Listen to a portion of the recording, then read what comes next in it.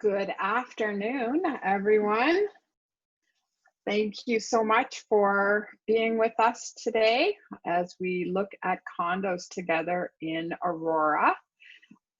I am very partial to Aurora. I think that living in Aurora is probably in my future. So this is a little bit of a self-serving exercise as I go looking at condos thinking, what's going on here? Let's make sure I know what I'm going to be doing. So I want to just also say thank you for being here on a busy week. It seems like things are kind of opening up again. So that's awesome. I appreciate you taking the time to join us. I do know that we have a few latecomers who are just clocking in, just signing in. So we'll give them a minute or two. I hope you're keeping well. By way of introduction, my name is Sharon Parento. I'm a realtor with Keller Williams. And we started doing condo tours as part of our general public outreach to help people get good information. A lot of people I discovered in my early months of selling real estate had a lot of misconceptions about condos. And I thought, well, this is a great opportunity for me to gather market knowledge and also for them to gather market knowledge. And I can tell you that it's really helped people pull down the barriers of kind of the fear of the unknown. Because unless you've got friends who live in these buildings, how would you ever know? And we spend so much time looking at them that I really can catch the pulse of what's going on in each of the communities that we serve. So it really is a win-win. And that's what we're always striving to do in our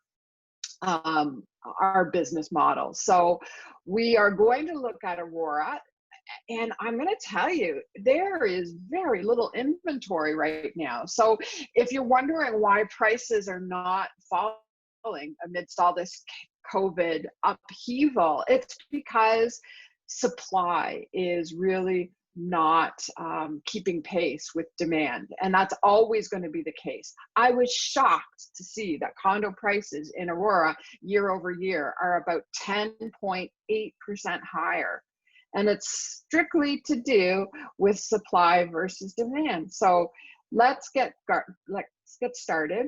I want to show you what we send you when you ask us to set up a search. It's an MLS sheet, and every single day I have my nose in the MLS, looking around, poking around, seeing what's new, what's sold, what hasn't sold. That's a very compelling story. We were just looking at detached homes in Aurora, and about 30% of them recently have not sold because of various factors, but sometimes the sellers have decided to not sell right now, so they've suspended the listing. Sometimes the listing expires without a successful offer, and then sometimes the seller is opting to terminate. So it was really quite shocking that there is very, very little for sale right now, especially in the condo market. So let's get started with looking at our MLS sheet. This is part of my everyday occupation. As I said, my activities are to look at these. And when you come on a condo tour with me, we spend some time decoding this because it's chock-a-block full of information. But, you know, I don't expect you have familiarity with it. So let's just take a moment and look through it. So the very first thing we have to notice is the sale price. Or the list price, sorry, that is not the sale price. That's my next point, is that they might be asking $659, but depending how they've structured the offer process, they could get lower, they could get higher. We are seeing close to 100% ratio of list price to sale price, sometimes in some communities even a little bit over. But in general, this is always a point of negotiation when you're working with a buyer's agent, such as myself. So we always make sure that we get you the very best deal possible, considering market conditions. Now, the property taxes vary quite a bit from building to building, largely determined as to when they were built. So the older buildings tend to have much lower property taxes than the full brunt that is being borne by more recent developments. And we're going to see this in some of our selections today. It can be as much as $2,000 a year difference. And I mean, once we get to a point where we're living on a fixed income, that's not chump change. So it's an interesting thing to factor in, both the difference between what your property now costs in property tax and what you might purchase would cost. So there's definitely savings to be realized. We also have the maintenance fee to consider. And I understand that this is really a sticking point for a lot of potential condo buyers who have been used to paying their own way. And the way it normally works when we have a home to maintain is that we kind of wait for something to break and we fix it as a big expense. Like right now, I'm planning to put new windows in my house, and you know, it's a lot of money. So it's not something you set aside money for necessarily, unless you know you're that rare person. We usually just wait and then fix or repair it later, but you can't do that in a condo. So they always have to have a certain amount of the budget set aside for ongoing and scheduled maintenance. They don't wait for the boiler system to break. They bring it new so that people don't have to suffer the inconvenience. And they don't wait for the balconies to fall off the side of the building to do regular maintenance. Like, you get the point. So part of that is that, but it's also maintaining all of the amenities that you have access to. And whether or not you use them, you're paying a small representative portion of what it costs to keep that concierge, or make sure that snow removal is done, or the gardens are fresh and lovely, whatever that is. Everybody has to get paid, and you pay just a small amount. So rather than all of a sudden once, boom, having a $10,000 bill for new windows, you're paying into it a little bit at a time. So the total cost is being covered. And as well, you might find that some of the utilities are covered. So it's going to be a combination of water, heat, air conditioning, hydro. Like some of the buildings, especially the older ones, are all inclusive, whereas the new buildings, they actually have really like little separate self-contained HVAC units that are self-contained, self-metered. So then you're only paying what you use. Either way, it's not right or wrong. It's just something to consider when you are doing your budgets. Okay, so we also want to pay attention to the size of the units, both in terms of the number of bedrooms and the number of bathrooms. What I find in Aurora is there are very few buildings that have true 3-bedroom units in them. They're quite rare. The more common iteration is 2 bedrooms plus a den. But regardless, we can set up a search and say, okay, I only want 3 bedrooms, especially for a couple. Lots of times, you know, there might be a need for a work from home space, a guest room, a second TV area, whatever it is. So we can set searches up that will find the 3 bedrooms when they become available. But like I said, it's mostly 2 plus den. And in a couple of the properties we see today, we're going to have to play find the den because it's not that obvious. Okay. And the bathrooms, the 4-piece would be sink, toilet, tub, and shower. Now, some of the units include a locker, which is like a big storage cage. It's typically on the same level as where your parking is, and it's terrific for that surplus storage of things that you don't use that commonly, things like snow tires or Christmas decorations or luggage or any of those big things. Even we say you could put your off-season clothing into bins, seal it up, and put it in your locker. We have some tips about locker storage and safety issues. We also have 1 parking included in every unit. Now that might seem like self-evident, but downtown it's not always the case. You can buy a condo apartment, no parking included. So at least in York region, we get 1 and sometimes 2. If you are a 2-car family still, it can sometimes be that you can rent a second spot. There's a lot of vacant spots in the undergrounds, we notice, especially in the buildings where there's an older population, but that's something that is usually arranged privately. In the new construction, you can actually purchase a second parking spot. Like, it won't be beside your first one, but lots of times they can be bought and sold as a separate entity. And then we have the size of the units, and you can see that's a huge range of 200 square feet. And I've explained before that this is just a function of the system.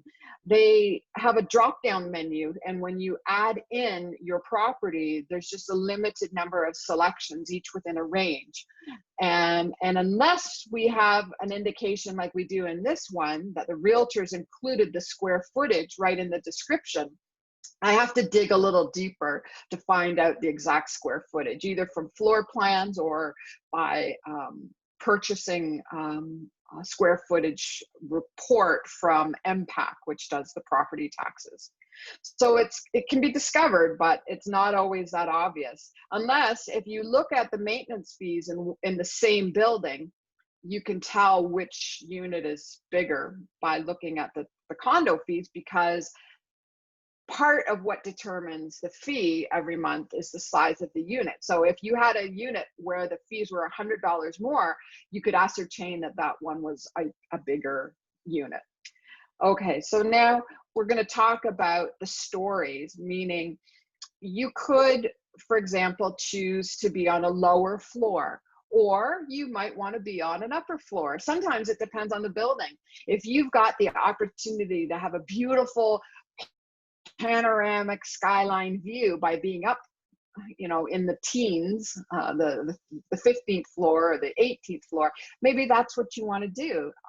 And other times people really have an aversion to being up high. There's no right or wrong. It's just what you want. Every listing has a gallery attached to it, and sometimes even a link for a virtual tour, which will allow you to see a much more fulsome representation of the interior and exterior features of the building. So if you click on this, it'll open up a gallery, and you can click on the individual pictures, and then they increase in size. So that's just for your own kind of shopping knowledge. We also can select for which side of the building we want to be on. I know it sounds like we're getting very persnickety, but in some buildings it really makes a huge deal. And we're going to look at a couple of different examples where what side your unit faces to makes a big difference in terms of your quiet enjoyment.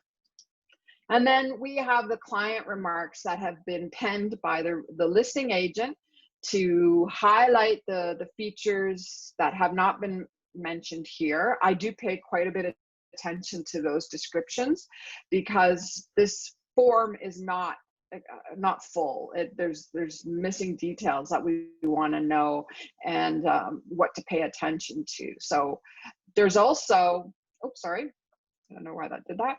There's also whatever's included in the unit. I'm going to tell you that in most cases, what you see is what you get, apart from the private furnishings, of course. So people don't usually take down light fixtures.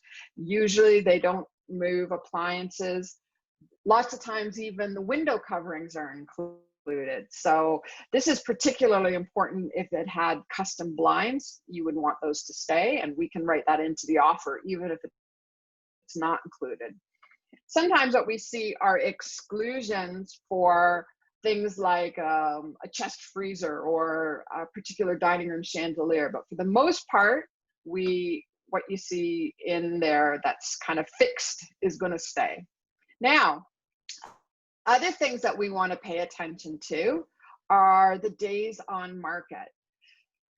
If a property has been on the market a long time, we're going to presume that they may have more of an appetite for negotiation now. It's been 60 days or 90 days that this has been listed.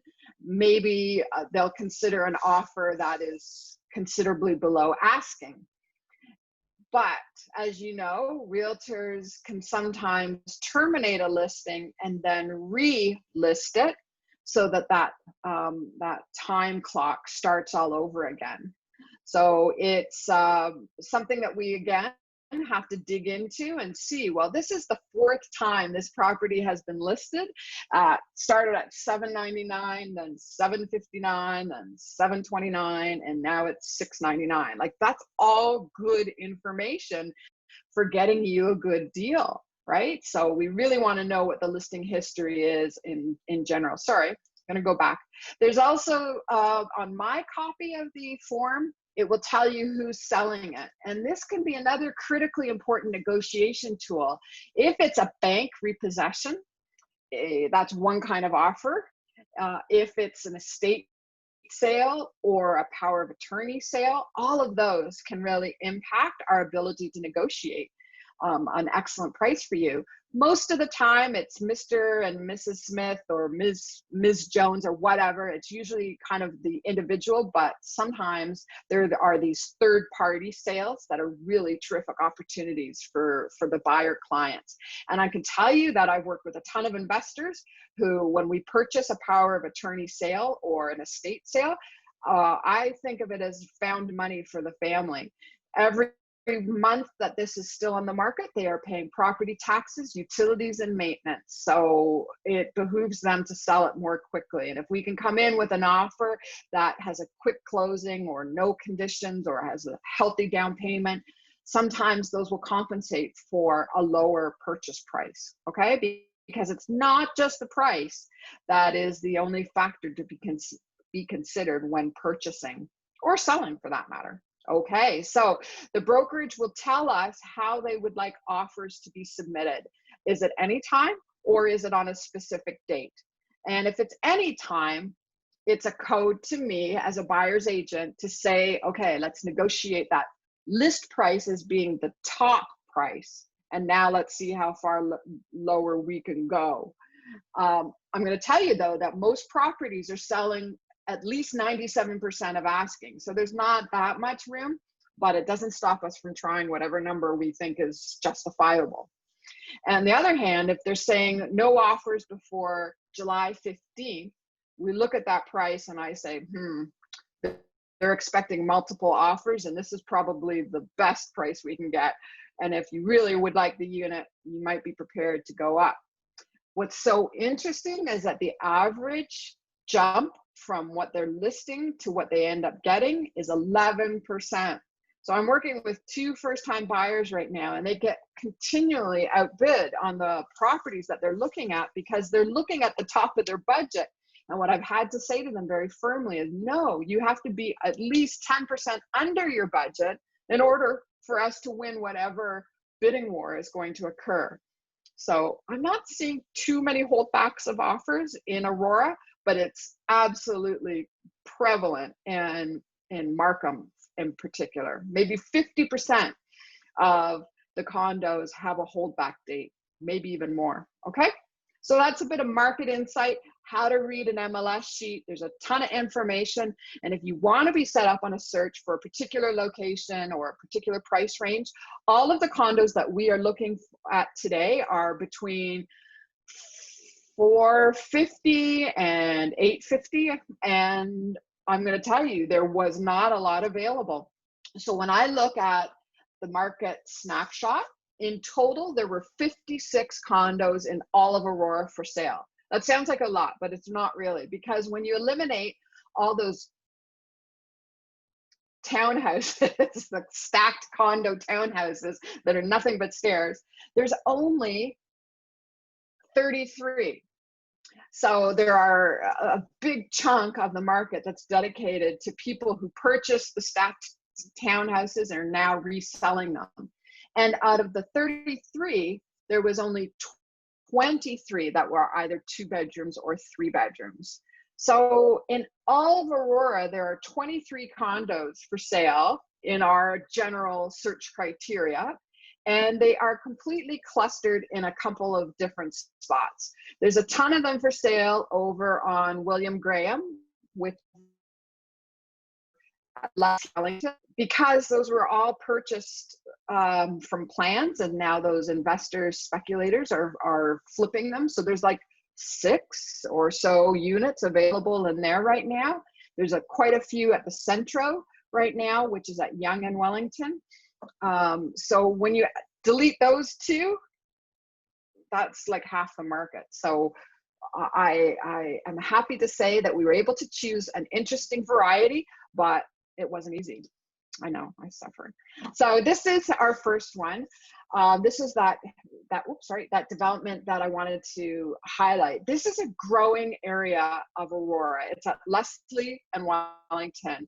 And gradually, just like development has gone up Yonge and Bayview, it's now going up Leslie. And there's a huge new subdivision going in there. And so this one is the first to come to market in that kind of new development. And you're going to see there are condos in this neighborhood, and then behind the condos are towns, and behind the towns are detached. So William Graham, as I said, has a lot of properties for sale right now. And what's interesting is that they have a terrific amenities. They're a low-rise building. Aurora, unlike Richmond Hill, I roll my eyes, has not yet jumped on the 25-story bandwagon. So these are all low rise, and it makes it less dense. That's a good thing. And the property taxes are a tad high, I'm going to suggest, but that's again indicative of its new construction. So there's the MLS sheet for it. And if this was a live open link, you could click on that picture there and open up the gallery, like I mentioned. So let's see the next slide. Oop. I like the fact that they've included both the layout, which is very helpful.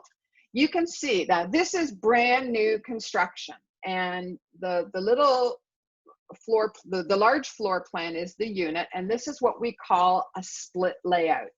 And by that I mean we have the common area in the middle, which is dining, kitchen, and living room. And then in one side we have one bedroom, the other side we have the other bedroom. The major benefit of this layout is that there is like no wasted space to hallways. There is a little bit as you come in, but it actually is quite well utilized. Sorry, let me go back. That floor plan is quite well utilized because you come into the foyer reception, you've got a closed closet, then you've got a 3-piece washroom.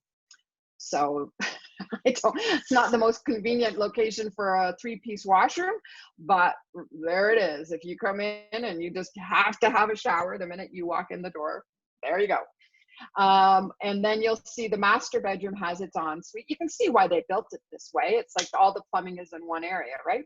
And then we have the open space, which is really, really attractive. And then the second bedroom, which could be used for anything. It could be a den, but we do have a little den here. And it's quite funny because it looks like literally, it looks like a nook. It's a nook, but they're calling it a den. Okay, so we also have what we call the key plan here, and that's the little L-shaped thing, upside down L-shaped, to show you where these units are in relation to the building.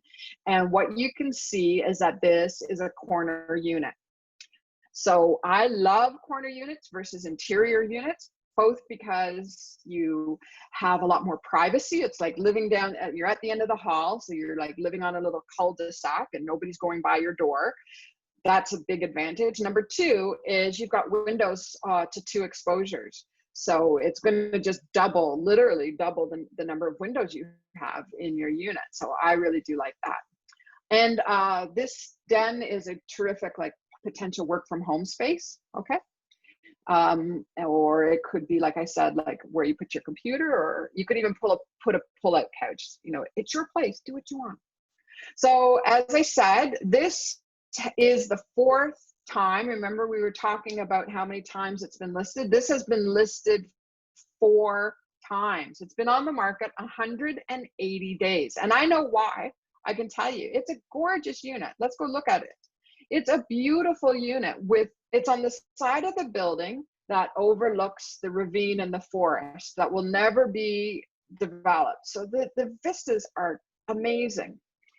The issue is this great room. It's a huge undefined space, and the dimensions are just really weird. It's almost like a square without designated areas for eating and or dining, living room, and it's just this huge cavernous space, and it doesn't feel like it would be easy to decorate. So there's always one thing that will fix the problem, and that is price. So they've been on the market long enough now to know that their price isn't going to fly. But they probably have a base number that they have to get out of their investment. And so there it is. But this is a gorgeous unit for a lot of good reasons. And the amenities in the building are quite nice, including a concierge. I'm going to say that that's one of the most expensive amenities you can have in a condo because it's an ongoing expense, but it's a really nice interior building. I think the exterior is a little cheap, if I can say that. It's a combination of stucco and vinyl and brick. And I mean, it's wonderful while it's all brand new. This is like never been lived in, but what's it going to look like 10 years from now? I don't know. The units themselves are nicer than the overall common areas. Okay, now we're going to something completely different. This is right across the street. It's at the Meadows of Aurora, and it is a life lease. What you're going to notice is that for the equivalent size unit, this is well under fair market value, because you're not actually purchasing your unit, you're purchasing an occupancy agreement. And it's really geared to people who want to be at the Meadows. It's a lifestyle choice. It's an age and stage choice. I have clients who are in their early 80s who are moving here because they want to be in this environment. And that comes with a certain cost. So usually everything is funneled through a central sales office. They manage all of the sales agreements, but because of COVID, it's shut down, and they've allowed this unit to come to MLS. And so it's a very interesting opportunity to see this life lease up close. So the interesting thing is you pay no property taxes, right? Look, property taxes, 000, because you don't own the property. And included in that maintenance fee, which I agree is pretty steep, it is all of the amenities of the building, plus all of your utilities. I think the only thing you pay separately is hydro, but it is really part of being this community. And they have a very social community aspect to what's going on there. So let's see what it looks like inside. So this is one of the larger units on our tour today, and it's very full of furniture. Like, for example, if you've ever been to one of my staging workshops, you know that it's a big no-no to block access with the club chairs and that. Like, it's like 30% too much furniture in this place. But regardless, one of the big features that I appreciate about this is that it is a ground floor unit. So you see the amenities there. It has a terrific accessibility for someone who has a pet, right? I've purchased condos for people who had pets and they wanted to be on the ground floor because, as you can see, you're not going up and down elevators. So do you get what I mean with this just being chock-a-block? It really is. It's much bigger than it actually appears. And that chair on the top left, on the top left picture, or the bottom right of the picture, it's blocking access to the patio, which I would never allow. So there we go. It's a beautiful building, about $100,000 less than the equivalent product in the free market, and no property tax, and a ground floor. There we go. Okay. So the next property we are looking at is, oh, this is so beautiful. I love this building. This is definitely one of my favorite buildings. I've purchased 2 units in here for clients. And this is at the top end of our range because it is a smaller unit, and we're into 800,000. Like, you can buy a house in Aurora for 800,000. But regardless, this is another ground floor unit, and I 100% think they are asking a premium, because what happens on the ground floor is that you get extra tall ceilings, because all of the amenities, the lobby, everything is up higher than what the subsequent floors are usually. So you get this very tall, open, welcoming space, and it has been completely renovated by a company. So it's a numbered company that is selling this because they've taken an older unit. Now, this is only a 10-year-old condo, but they've completely, wow, it's spectacular. So here's our floor plan again. Let's walk in the front door. And again, right by the front door, you've got a bathroom, because whatever you've been doing, you need to have a shower. And then what they've wisely done is they've created a separate formal dining space, an open concept kitchen, living room, dining room, and master and second bedroom. So it is a split layout, even though it's not brand new. But wait till you see it. It's classic, it's tasteful, it's really quite spectacular. So look at that dining room. Is that not just like perfect? This is like a little dollhouse. And that patio, I'm telling you, that terrace is worth its weight in gold. It means that you can park on the side street, bring your groceries in. The gate has a little lock. You let yourself in. You're not going through the elevators. If you had a pet, it would be awesome just to be able to take Fido out. So we've actually seen 2 back-to-back ground floor units, and that's really super rare. You can see that there isn't a huge amount of room in the bedroom there because they've built in a complete closet organizer system. There will also be a walk-in closet that's not shown in this picture. So what I notice about these units at this size, I've seen the size a couple of different times. The living room and dining room is tight. It's narrow. So the unit itself is deep but narrow. And I think it's probably best suited to a single person. I'm gonna say, like, it's under 1,000 square feet. And unless you really like each other, I think probably 2 bedrooms is a little tight, because that second bedroom is also very, very small. Okay, so it's gorgeous in terms of its fit and finish, and they're definitely pitching this to a certain demographic, but it just gives you an idea of what's available. Okay, so one of my favorite buildings, absolutely the nicest amenities you could ever imagine. Their party room is gorgeous. The very, very friendly property manager and concierge, like it's all on site. So, and it tends to have an older population. Like they don't come up for sale very often. And there are almost no rentals in the building. So everybody who lives there is an owner virtually. So you can imagine that they tend to be better neighbors. Okay, moving right along. Isn't that just eye candy? That's just beautiful. I love this place. I just wish it was like 200 square feet more. Am I allowed to say that? 200 square feet more, I'd be moving in. Okay, here's the next one. Totally different. Look at the price. It's $425. We just left one that was 8 and change, 8 and 18. This is $425. What? It's at the Victorian. Now this is, you know, obviously this is a different echelon completely. It is a bargain basement kind of building. It doesn't have fancy amenities. The walls, the halls, the light fixtures are all very utilitarian. It's well maintained. Every time I've been in there, the cleaners are there, they're vacuuming, they're washing down, you know, the door windows. It's beautifully maintained, but I have to tell you, it's not fancy. It's not a fancy building. So this is 2 bedrooms. There is also a 3-bedroom unit for sale here, but I've already shown that, so I wanted to show the newer one. And again, we've got our floor plan here, very, you know, basic 2 bedrooms. But what I can't believe is the price at $425.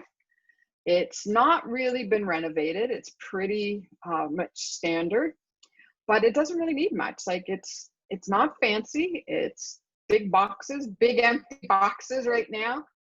But I really do like the fact that it is well under 500,000. So you wouldn't really need to do anything here. And if you weren't concerned about the amenities and you weren't planning to use them anyway, then this is a great opportunity. And this whole terrace to the right, the bottom right picture, belongs to this unit. So I think it's an amazing opportunity, either for somebody who's very cost conscious or even as an investment property. I'm reasonably certain that this unit would fetch at least $2,000 a month in rent. So if you had a surplus left over between what you buy and what you sell, and you wanted to know what to do with it, ta-da, I have a solution. 10% year over year return on it. Okay, so this is very, very suitable. And it provides just a counterpoint to these luxury places that we've been looking at.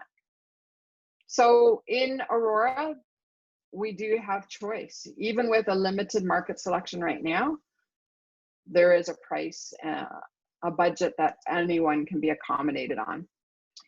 Okay, so now this one I have chosen. This is at the Centro building, right at the corner of Yonge and Wellington.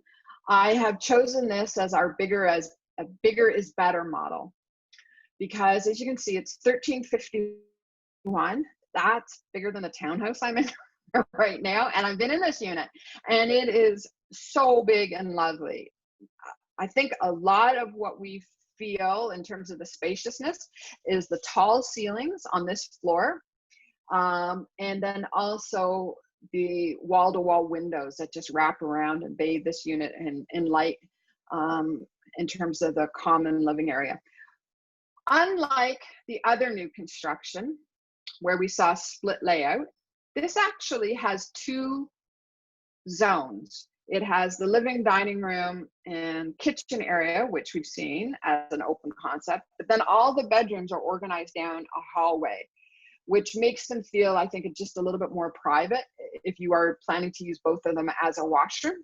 And then right at the front door, there is a den, which would make like an amazing work from home or a guest bedroom. It doesn't have a door on it now. Doesn't mean you couldn't add one, but it's a full, separate, proper room, not just a nook like we saw before. Okay, so this one also has the wraparound terrace. Part of it is covered, and I'm going to show you a picture of that now. Okay, so it's got nice amenities, good location. They promoted the Centro as a luxury building. I don't know how luxurious it is. I mean, it's very, very nice, don't get me wrong, but it's certainly not glitzy. But my favorite part of this building is that huge terrace that you see there. You're allowed to have a barbecue. Some of the units that were purchased directly from the builder, they opted to have a gas line, a natural gas hookup on their balcony. I don't think this one does, but regardless, you're allowed to have barbecue. And we have I sold this similar unit to another client, and they organized it with like a sofa with a little fire pit in the middle, and then they had a separate area with just some club chairs and big planters. Like, if you are a gardener, this unit is terrific because you've got so much room for container gardening you wouldn't believe. And I really do like the color scheme. It's natural. Most of the kitchens we've been seeing in new construction are white, and I really like a white kitchen. I have one myself, but if you are one of the people who just enjoys a warmer, richer tone, this property is really a nice one. So you can see that wraparound curve of the windows, and the balcony follows that line. Okay, so super nice, really nice building, great location. You're a 20-minute hike to the GO station. All of the shops on Aurora, on Yonge Street in Aurora, are available to you. So it's really quite a wonderful, convenient location. Oh, sorry. Just got to move my little chat box out. I clicked the wrong way. Slideshow from the plug. Okay, so moving on. So this I've labeled the Sweetheart, because you know I love this. Sorry, I'm getting all discombobulated. I'm so excited. This is the Sweetheart. You know, if you've ever been on a condo tour with me in Aurora, you know I love this building.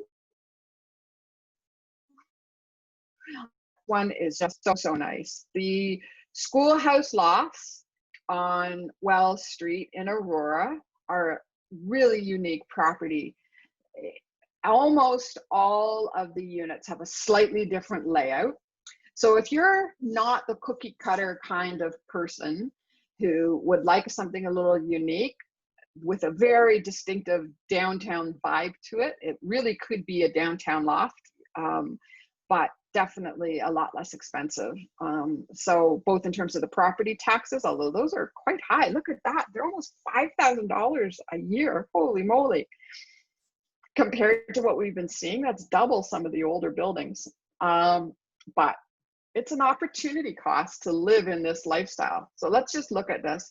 This is the converted schoolhouse lofts. It was an actual school from the 1920s, and it has a really nice vibe to it. It allows barbecues. You know, that's important to me. Maybe you don't care less, but I always look and include it in the screenshots that we create to make sure that you know that there are barbecues.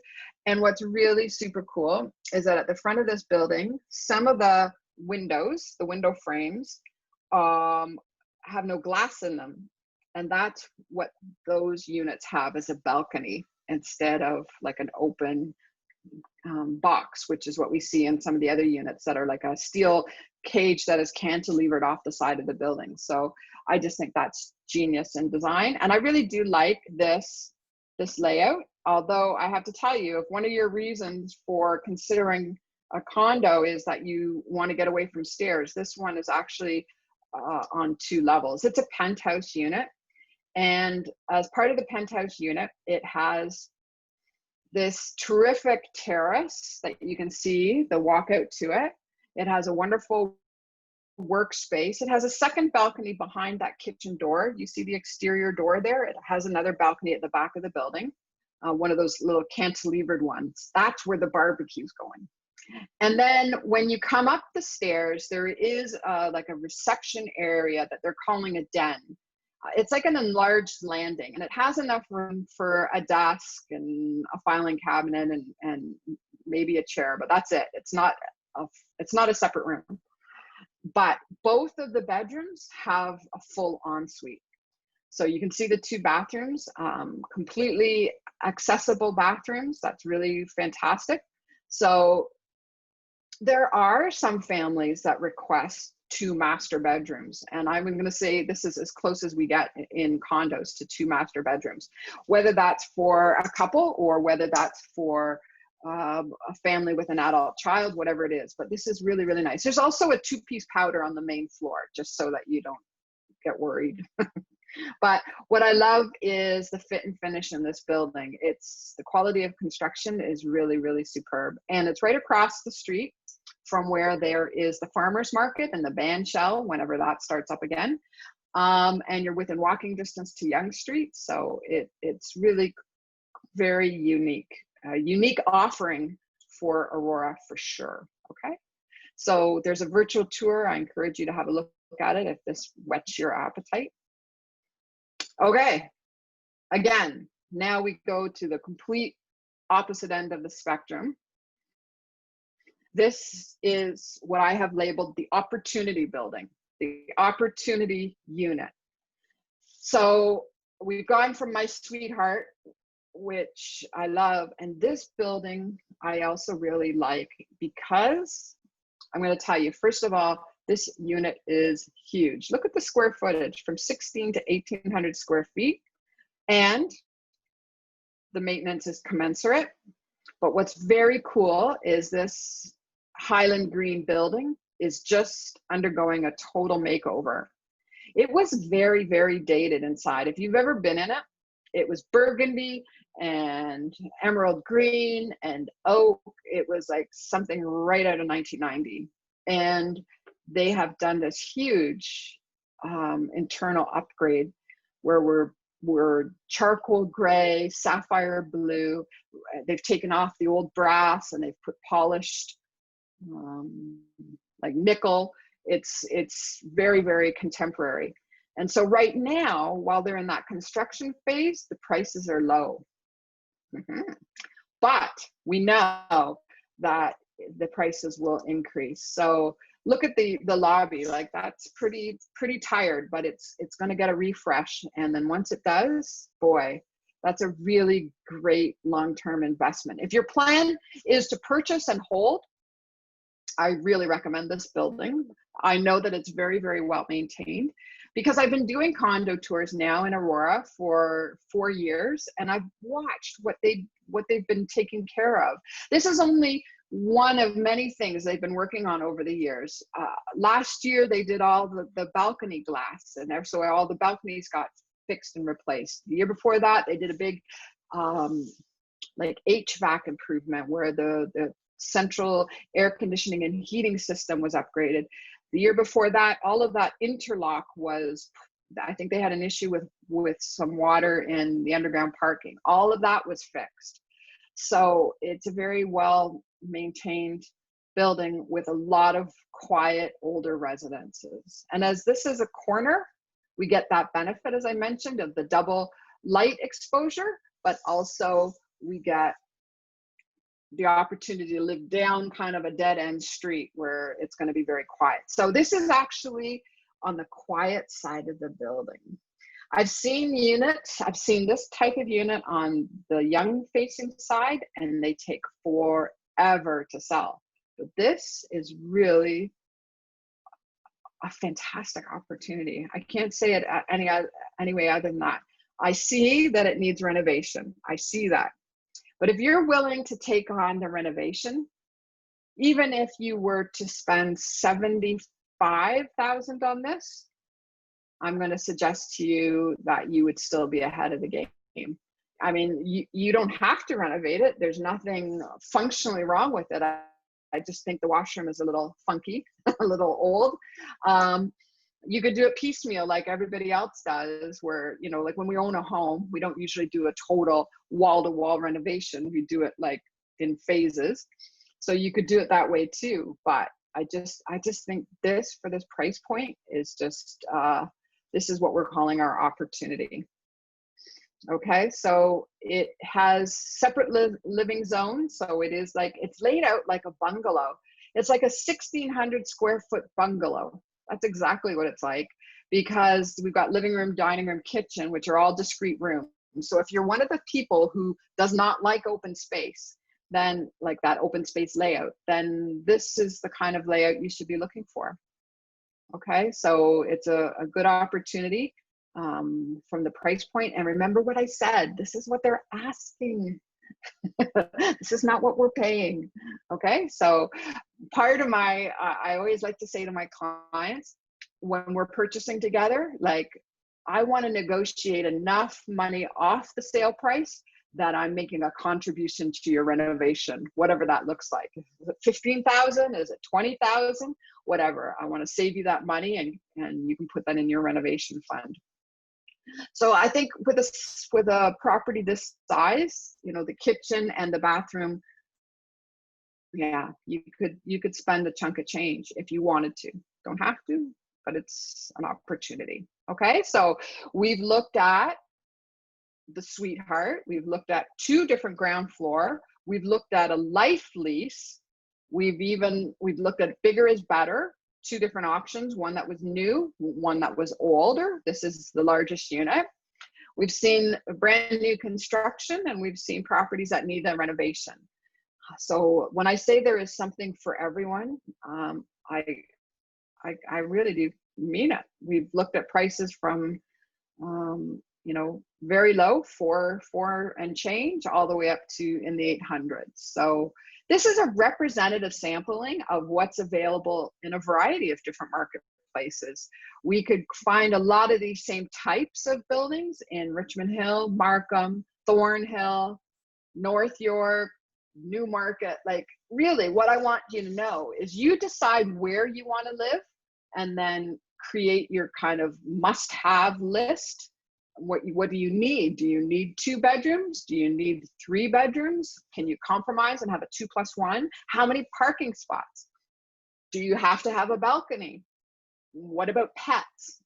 All of these are the things that are going to go a long way in your enjoyment of living in a condo. And you can really call the shots and say, this is what I'm looking for. I want to be on the west facing side of this particular building, and we can search for you. So we do condo tours in these other neighborhoods, and you are most welcome to join along and look at what properties are like in other areas.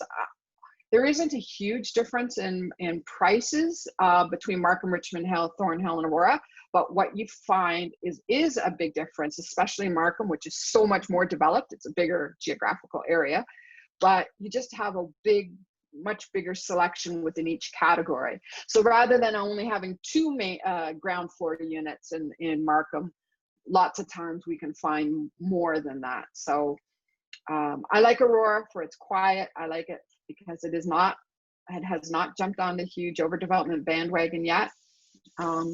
So I think Aurora is a wonderful place, but if you want to check out the other neighborhoods, they all have something to offer as well. And then we are continuing with our seminar series, but now they are webinars. So if it's been a while since you've been to one of our seminars, or maybe you've never been to one, let me invite you to learn with us. We really dedicate a lot of time and energy and resources to putting on these free events because we strongly believe in the value of education. And when I work with informed consumers, they make much better choices and they're much happier. So I really encourage you to come out and join us, and even better, invite a friend.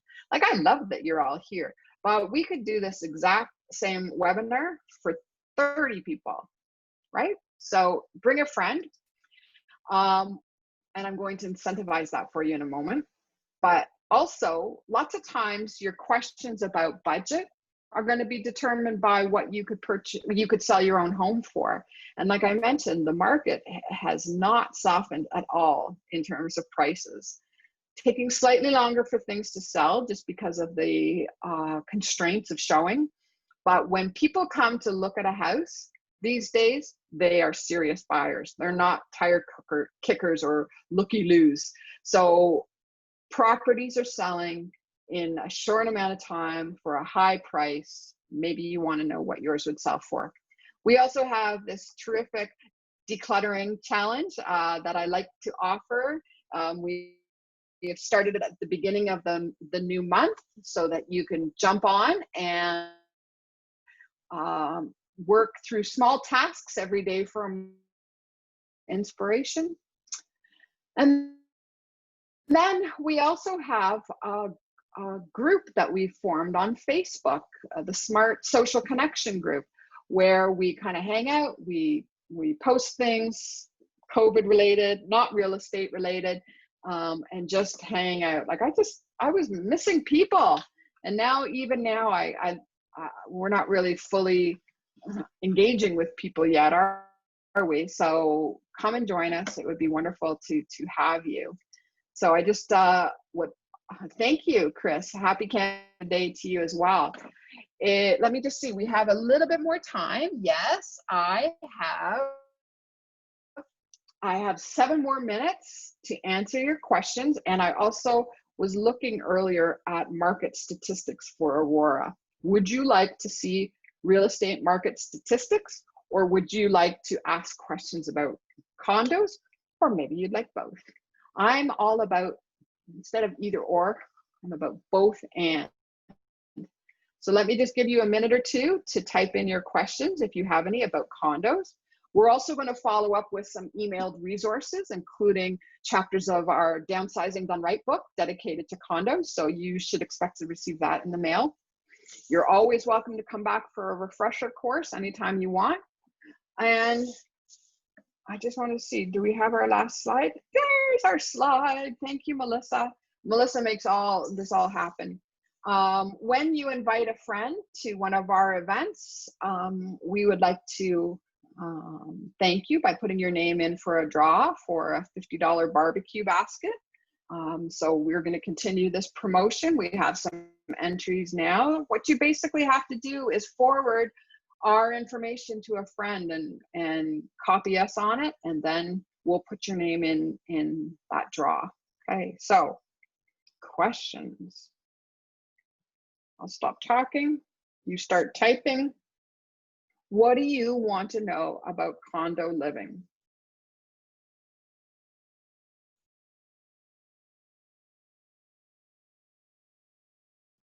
I'll play the Jeopardy tune. No, I won't. That's torture. Any questions? You want to see market statistics? If you have no questions? Okay, I'm going to stop screen sharing and I'm going to go jump on my other. Okay, or maybe, I don't know, can I do that? Yes, I think I can do that. Let's just see what I have here. Ah, look at that. Oh, no, I don't want to stop screen sharing. New share. I want to do this. How's that? Have you got it? What are you seeing right now, Melissa? The PowerPoint?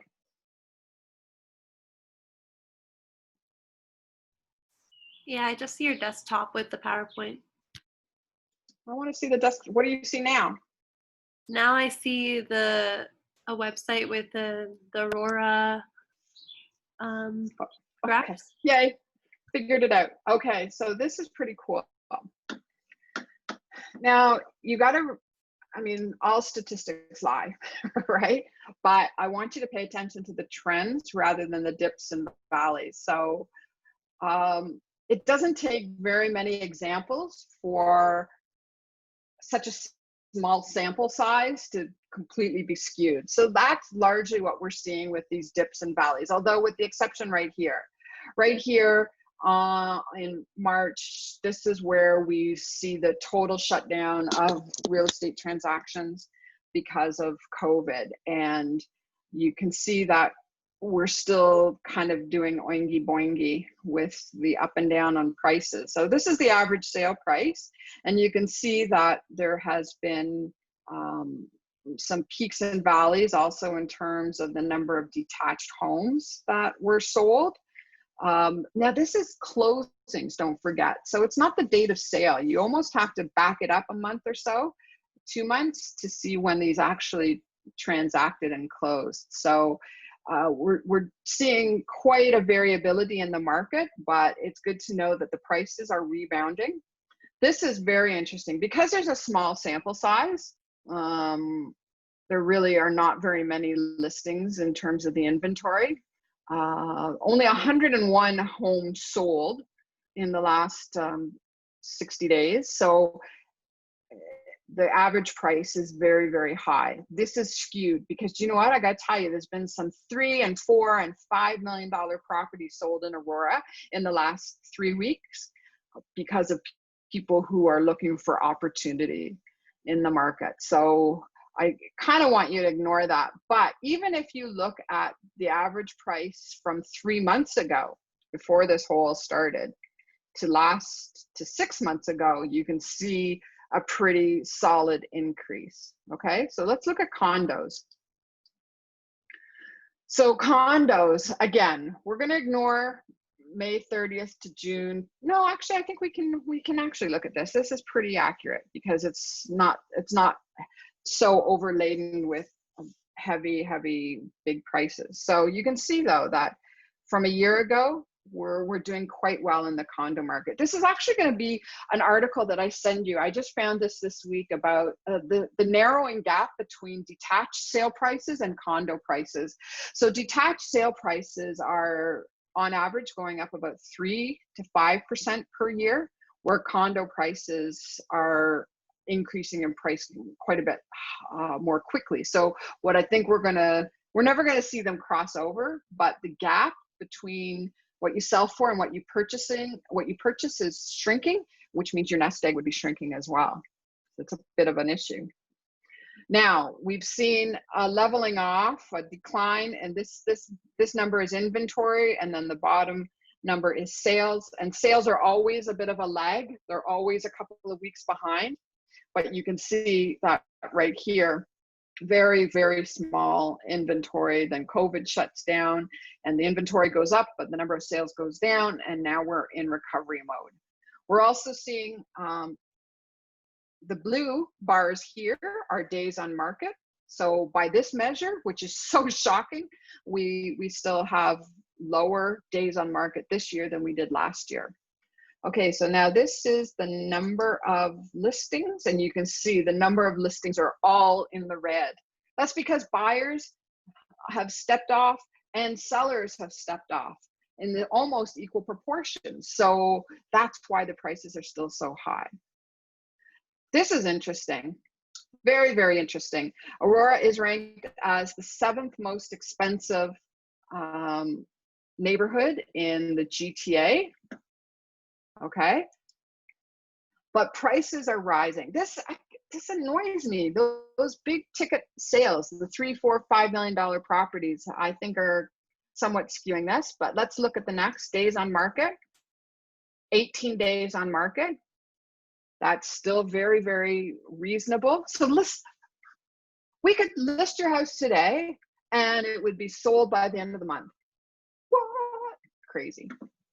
And then turnover, we've got a 40%, almost 40% turnover in the market. So like it's a very, very robust market, I have to tell you. Especially in certain segments, the condo segment in particular, because of the affordability and lack of supply, and then the detached home market, but under say 1.2 million. When we get into the 1.2 to 1.5, it's a little slower of a process, but you know, definitely the lower end of the pricing is really seeing the most action right now. Lots of people who have been living in a condo are thinking, heck no, I'm not doing more COVID in a condo. So they're looking for properties that have a backyard for their kids, and they are looking to take advantage of this historically low interest rates. And as long as they've got a steady job, then they have no problem. And the people who are interested in buying your house are not affected as much by the hourly wage layoffs. Okay, so it's all pretty good right now. The big question mark is what's coming in the future. When the government benefits end, you know, are people going to go into default on their mortgages? Are they going to have a job to go back to? Like some people are, some people aren't. We're going to have to see what really affects we see in the next year. Like this is not a quick moving process. It can be, like we see, look, we drop down like to the belly of the whale, but it's generally a slow moving ship. Regardless, if you have thoughts of selling your home, I have to tell you that the statistics are very positive for right now. What happens next spring, we do not know. But January, February this year was crazy. Crazy. Every property we sold in January and February had multiple offers. So we're heading that way again. Any questions? Any questions? I think I'm out of time now. Yeah, 2:03. Wow, where's the time gone? So much fun. I love talking about this stuff. So you know our offers, you know our ask. Our ask is that you would share our information with people who would benefit. Somebody like yourself who's thinking of making a move, or just wants to know what the condo market is like, or just wants to keep an eye on the price of their home because it's their biggest investment. Any of those things we are available for. Okay? So you let me know how I can be of service, and just reach out. And in the meantime, enjoy the resources Melissa will be sending you over the next couple of days. Okie dokie? Okay. Well, thank you all. My name is Sharon Parento. It's been a pleasure touring with you. Watch your step. Okay. Bye for now. Thank you.